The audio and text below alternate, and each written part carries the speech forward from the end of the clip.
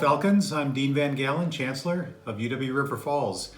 And thanks for tuning in for a Chancellor's Chat. We've had a lot of questions come in the last few days, and I'd like to try to answer some of those, especially for our students.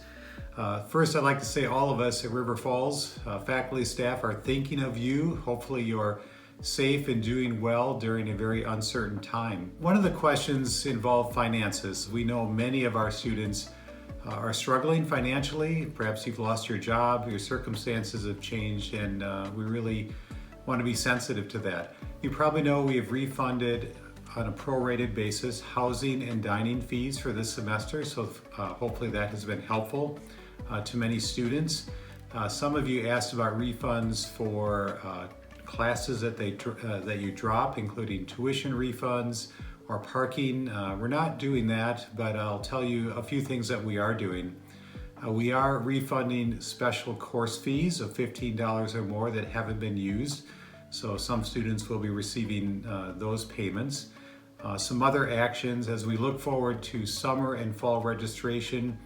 Usually we don't enable students to register if they have a $40 balance. We've upped that to $1,000 because we know that some students are in a tough place financially, so you can still go ahead and register.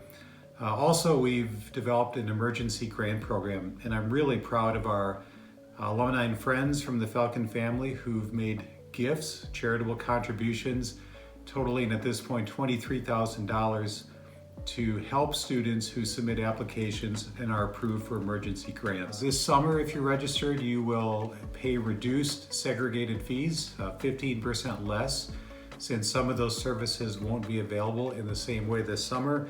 And then in some pretty significant news, federal legislation has been passed that is providing the university $2.2 million that will go directly to students. So we're working through that process, and in the days and weeks ahead, that will provide some financial support to many of our students. The other questions that came in really involved, what about the future? And it is a very uncertain time.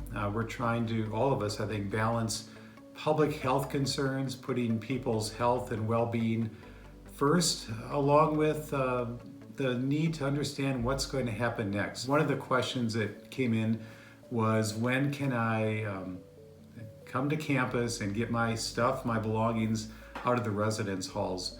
So that depends on many things, including, does the governor of Wisconsin, Tony Evers, extend the Safer at Home order, and what happens also in Minnesota?